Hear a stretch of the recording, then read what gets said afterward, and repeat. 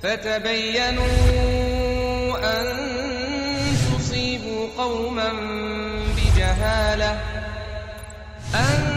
تصيبوا قوما بجهالة فتصبحوا على ما فعلتم نادمين.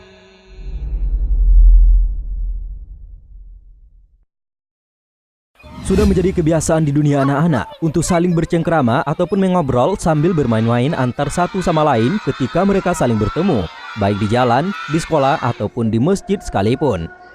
Kebiasaan seperti ini pada dasarnya adalah positif, karena di sana anak-anak bisa bersosialisasi dengan teman sebayanya dan memperluas wawasan pengetahuannya.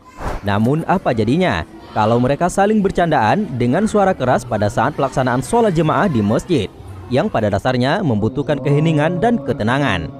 Sebagian umat Islam terkadang merasa terganggu dengan kehadiran anak-anak yang ribut ketika mereka sedang melaksanakan sholat. Bahkan lantaran emosi, tidak jarang sebagian mereka ada yang mengusir dan melarang anak-anak tersebut agar tidak datang lagi ke masjid. Namun sebagian yang lain ada juga yang tetap membawa anak-anaknya ke masjid dengan tujuan agar mereka terbiasa melakukan sholat berjemaah dan sekaligus bisa bersosialisasi dengan lingkungan sekitarnya serta teman-teman sebayanya. Pertanyaannya sekarang, bagaimana cara menyikapinya?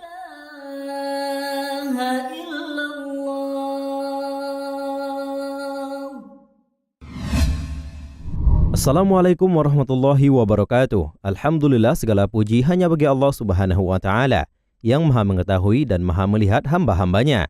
Maha suci Allah, dialah yang menciptakan bintang-bintang di langit dan dijadikan padanya penerang dan bulan yang bercahaya. Aku bersaksi bahwa tiada Rob yang berhak diibadahi secara benar selain Allah, dan bahwa Muhammad adalah hambanya dan Rasulnya yang diutus dengan kebenaran sebagai pembawa kabar gembira dan pemberi peringatan, mengajak kepada kebenaran dengan izinnya, dan cahaya penerang bagi umatnya. Ya Allah, curahkanlah salawat dan salam baginya dan keluarganya, yaitu doa dan keselamatan yang berlimpah. Pemirsa, kata orang, anak adalah amanah Allah Subhanahu wa Ta'ala kepada ayah dan ibunya.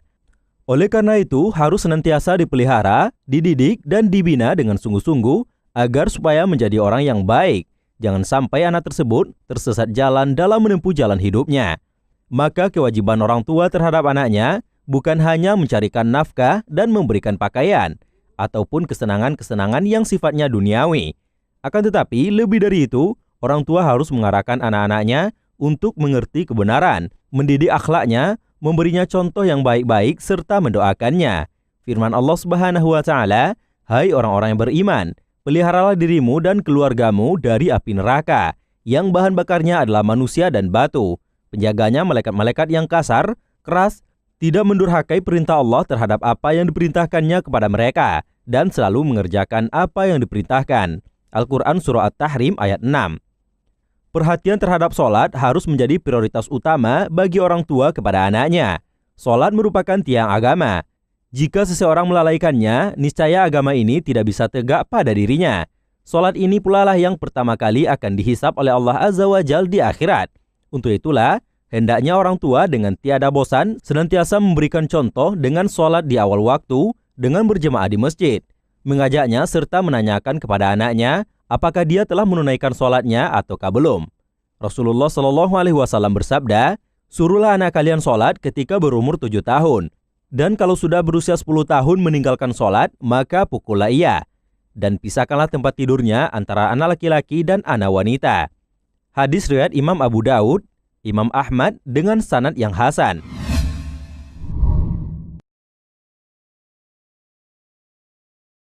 Punya dua orang ya. Di sekolah di mana, Pak? Lah di SD Alai 2. Alai 2. Ya. Ada 4 orang. Berapa orang ya? 4, Pak. 4 ya. 4, Pak. Bapak berapa orang, Pak? 6 orang. 6 orang, Pak. 3 orang putra, 3 orang putri. 1. 1 orang. Ya. 2 orang. 2 orang, Pak. Alhamdulillah 2 orang. Ini Pak ya? Ini dia. Punya anak 3 orang. 3 anak. Nah, Terus anak Bapak 3 orang kelas berapa Pak? yang satu kelas 3 SMP, yang perempuan kelas 2 SD, terus yang kecil tuh masih umur 4 tahun. 4 tahun. Nah, 3 orang. ya 3 orang.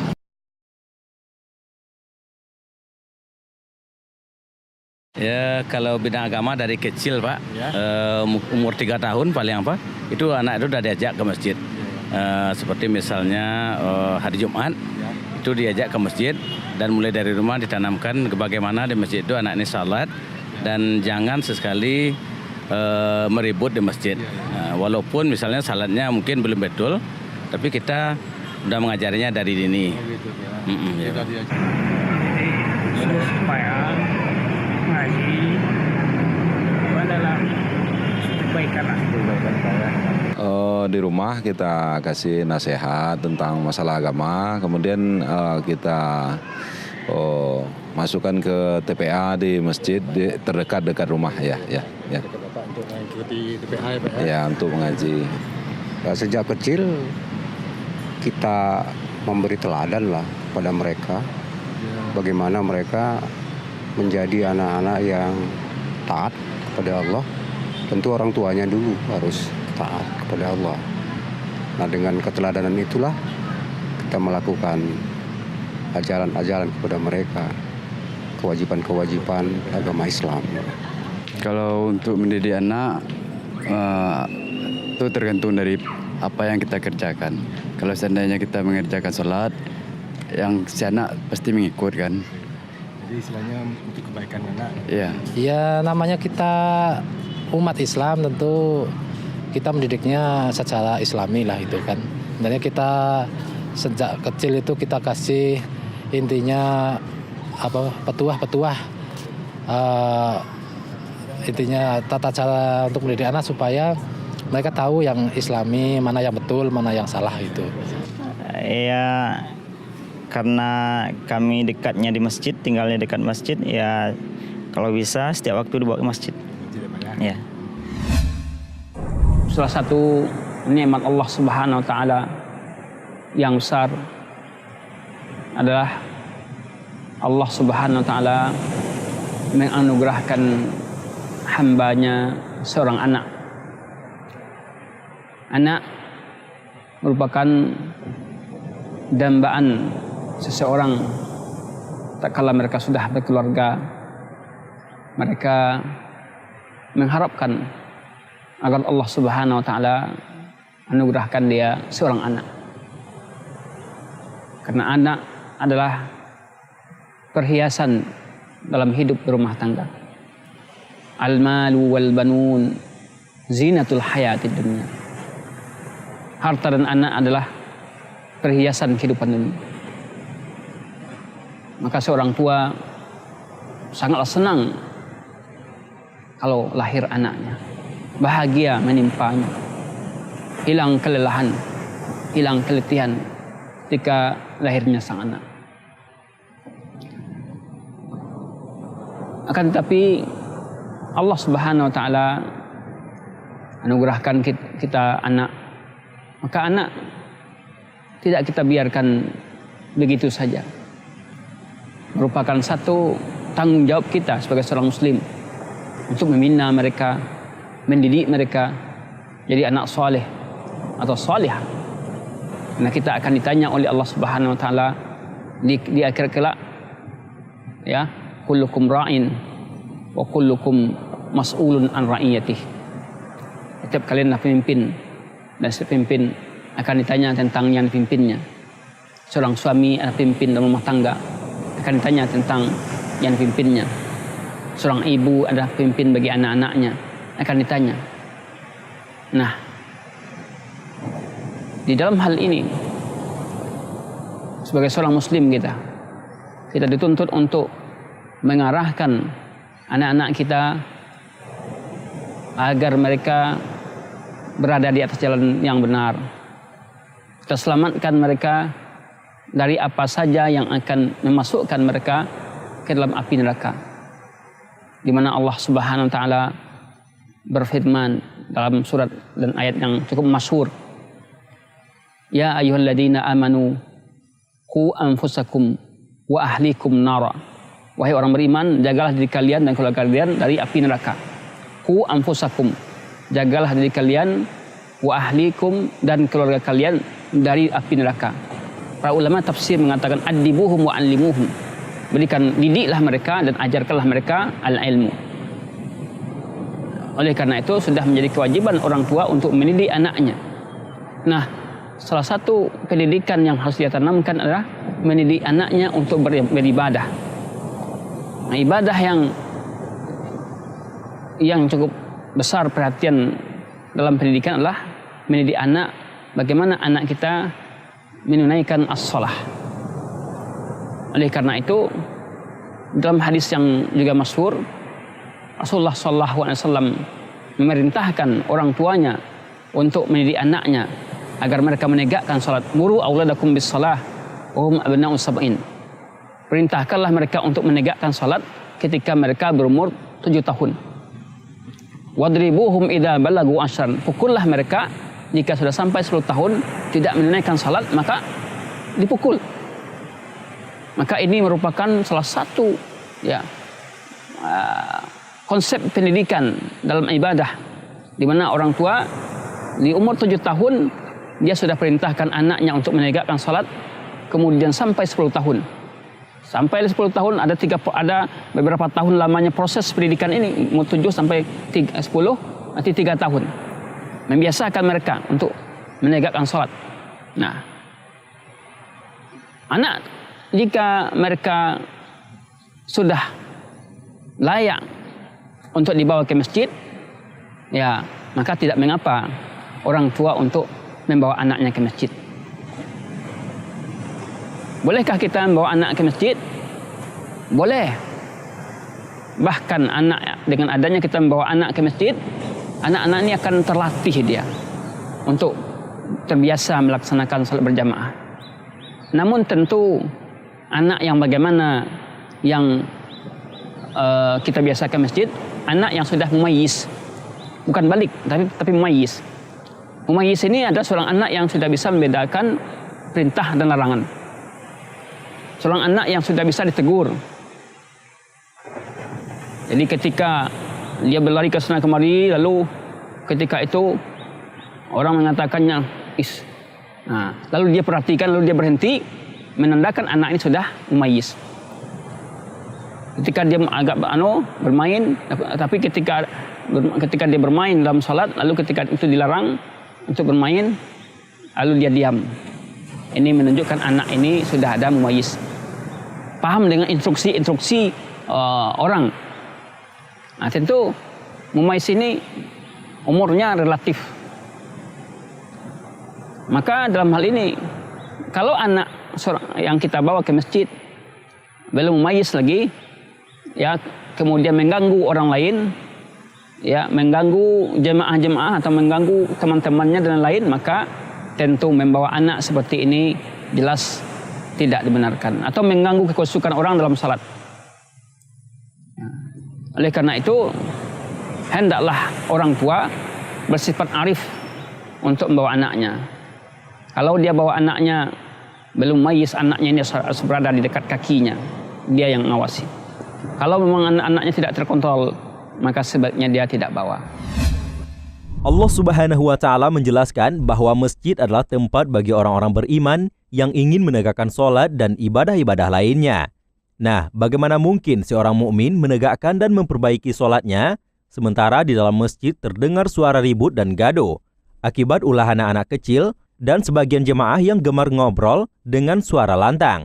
Di dalam ayat lain, Allah Subhanahu wa Ta'ala berfirman menjelaskan keutamaan masjid.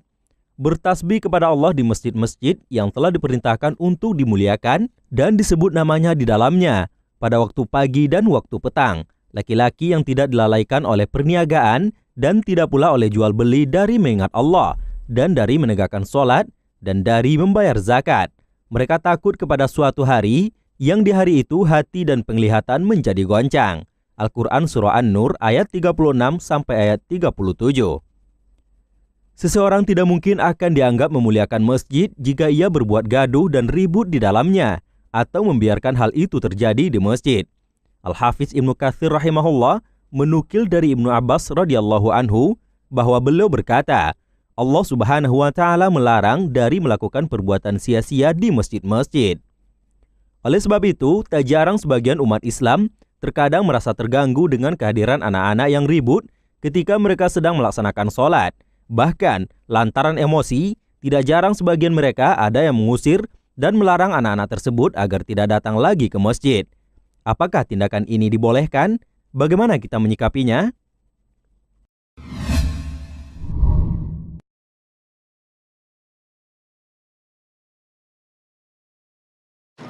Setelah sampai di rumah kita ngasih nasihat tentang kekeliruan yang dilakukan di masjid supaya tidak diulangi lagi gitu. Saya larang lah.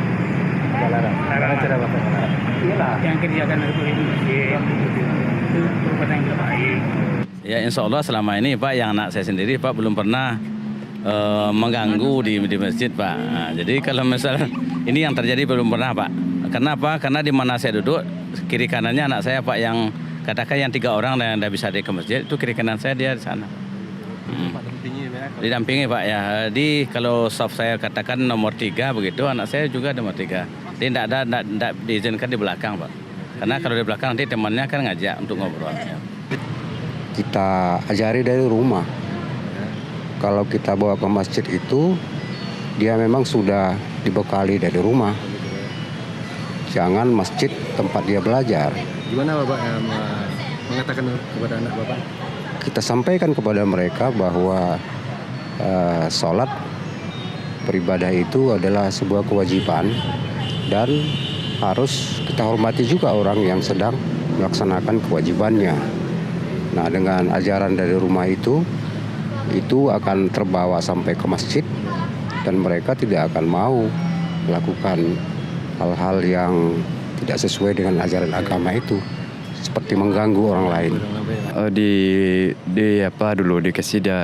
Kasih tahu dia dulu kan supaya dia nggak jadi mengganggu.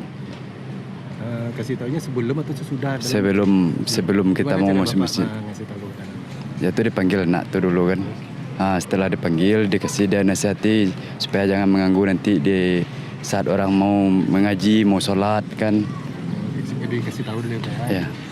Yang jelas sebelum mulai sholat, anak itu dibawa ke masjid, diletakkan di samping kita. Jadi bisa terawasi. Selain sebelumnya harus dibisikkan dulu ke telinganya agar tidak meribut dalam masjid. Iya, kasih tahu dulu sebelum mulai sholat, harus diam dan tetap di tempatnya. Kalau menurut saya intinya yang pertama namanya kita orang tuanya tentu kita harus ngasih tahu kepada anak kita bahwa tidak boleh mengganggu orang atau mengganggu orang yang sedang sholat, yang sedang khusyuk di dalam masjid. Intinya sebelum kita mulai sholat, kalau prinsip saya itu saya bilangin dulu supaya anak itu jangan main-main di dalam masjid itu.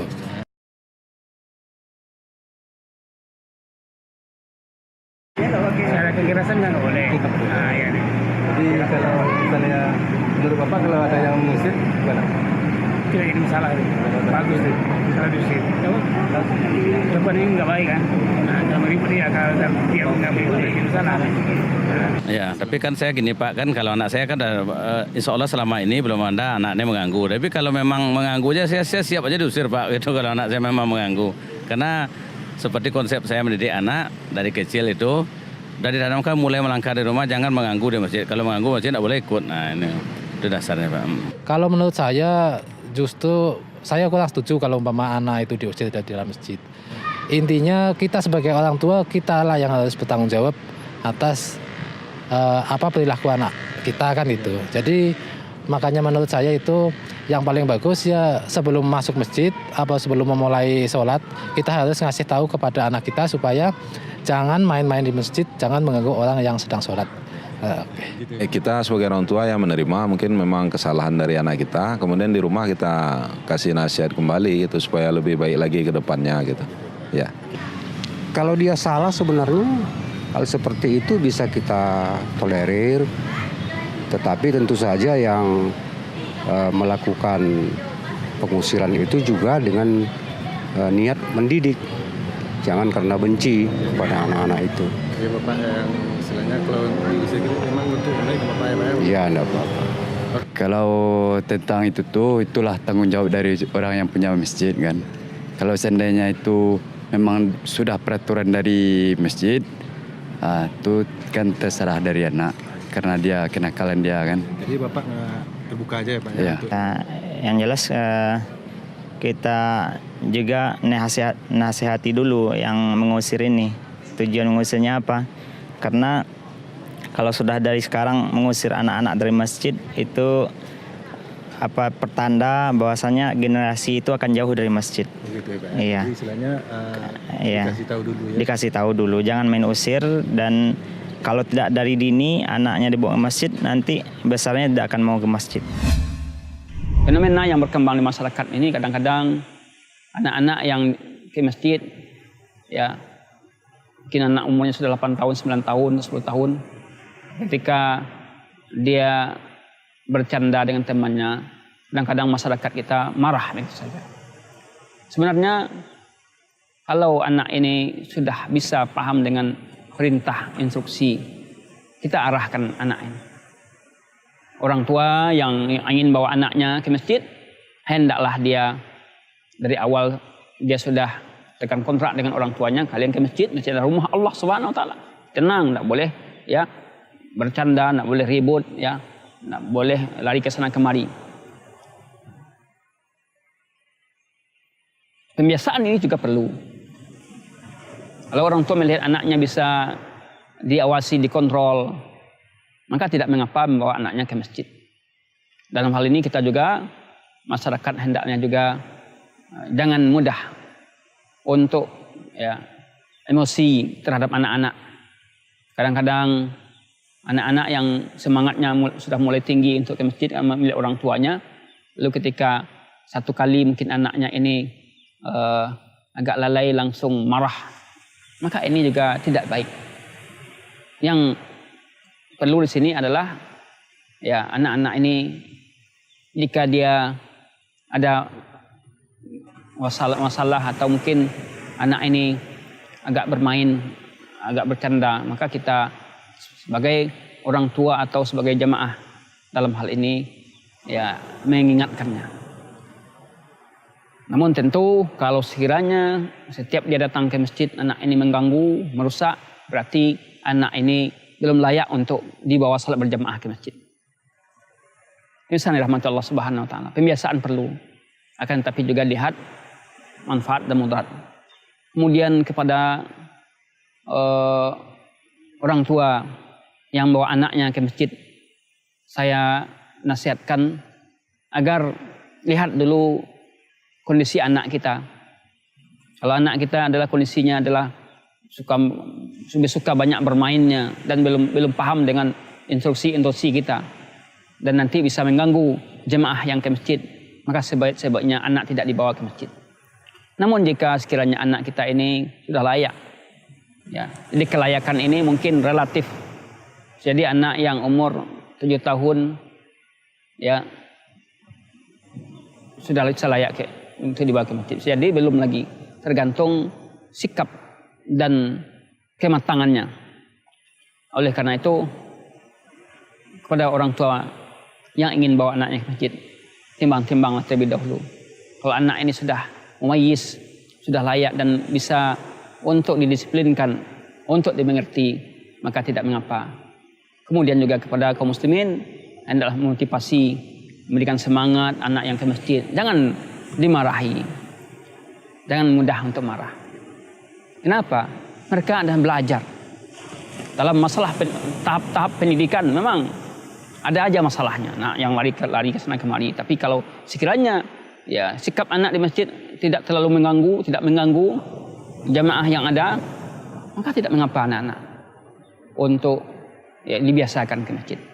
Karena suatu ibadah, suatu amal saleh akan terwujud pembinaan yang namanya tarbiyah. Tarbiyah itu ada proses pembentukan, itu tidak bisa 1 kali 2 kali, pembiasaan. Nah, apabila orang tua sudah terbiasa membawa anaknya ke masjid, maka insya Allah ta'ala anaknya akan tertanam karakter seorang anak yang cinta ibadah, mencintai Allah, mencintai Rasulnya. Tapi kalau anak dimarahi. Demikian juga secara sunnah tidaklah mesti ada pengaturan saf anak-anak di belakang. Tapi ketika anak itu sudah masuk ke saf yang ada walaupun saf orang dewasa tidak mengapa, namun didamping oleh orang dewasa atau didamping oleh orang tuanya. Karena dengan adanya dia di dekat orang dewasa, maka anak ini akan timbul kepercayaannya dalam melaksanakan sholat.